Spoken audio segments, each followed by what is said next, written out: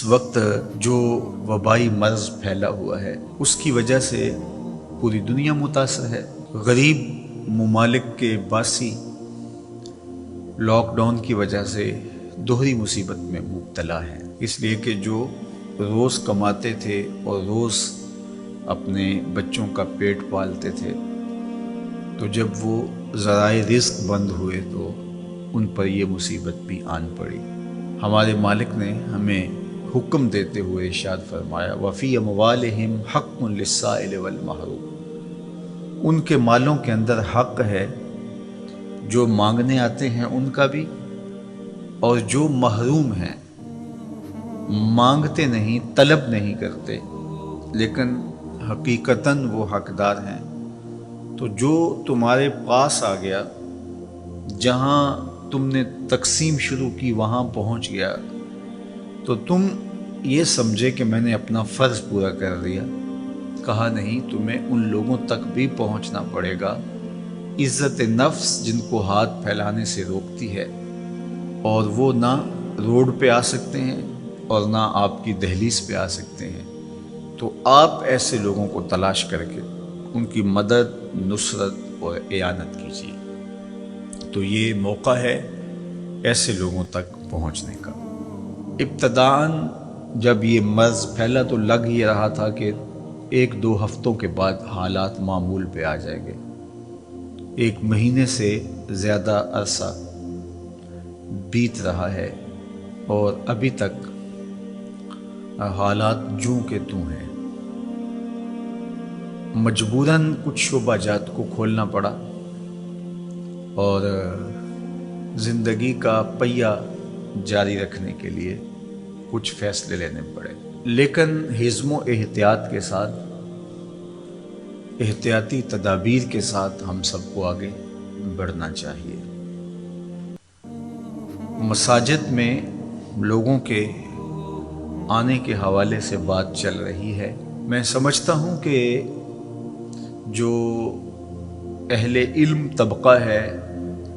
مساجد کے کارپرداز ہیں، علماء کرام ہیں، انہوں نے بھرپور تعاون کیا ہے۔ عمومی طور پہ جب زندگی کی چہل پہل چاروں سمت نظر آتی ہے اور سارا زور مسجد پہ ہی ہوتا ہے کہ یہاں اگر 5 بندے جمع ہو گئے تو کوئی حادثہ ہو جائے گا، جبکہ مسجد کے ساتھ ایک بینک پر لمبی قطاریں لگی ہوئی ہیں اور دوسری جانب لنگر بانٹا جا رہا ہے اور وہاں 1000 آدمی جمع ہے، حکومتی امداد تقسیم کی جا رہی ہے تو وہاں ہزاروں لوگ جمع ہیں۔ ان سب کے بیچوں بیچ ایک مسجد پڑتی ہے، تو سارا زور جب اس پہ ہوتا ہے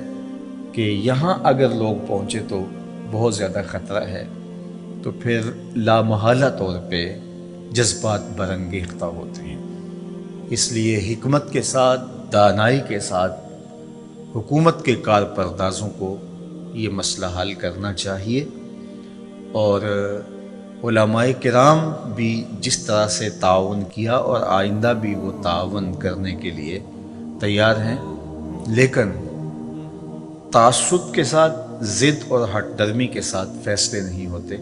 اور یہ گھڑی مشکل ہے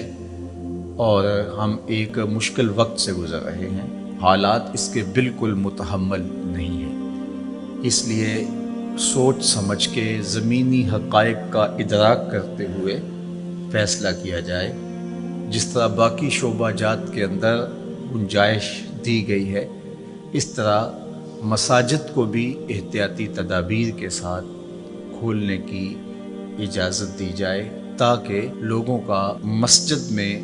جو رجوع اللہ کا معاملہ ہے، چونکہ آگے رمضان المبارک آ رہا ہے، پورا سال انتظار کر کر کے لوگ اس مہینے کے لیے منتظر رہتے ہیں، تو اس حوالے سے کل ہونے والی میٹنگ جو ہے، ہمیں امید ہے کہ اس میں کوئی مثبت بات سامنے آئے گی، اور ہماری یہ آرزو بھی ہے کہ ایسا نہ ہو جو ملک، قوم اور دین کے خلاف ہو۔ تو اللہ تعالیٰ اس مشکل وقت میں ہمیں اتحاد، یکجہتی، دانشمندی، سمجھداری کی توفیق عطا فرمائے، اور اللہ کے پاکیزہ گھر آباد رہیں، نمازیوں کے ساتھ، سجدوں کے ساتھ، دعاؤں کے ساتھ، تلاوت کلام مجید کے ساتھ، اور اپنی خاص کرم نوازیاں فرماتے ہوئے اللہ اس بیماری کو بہت جلد دور فرما دے۔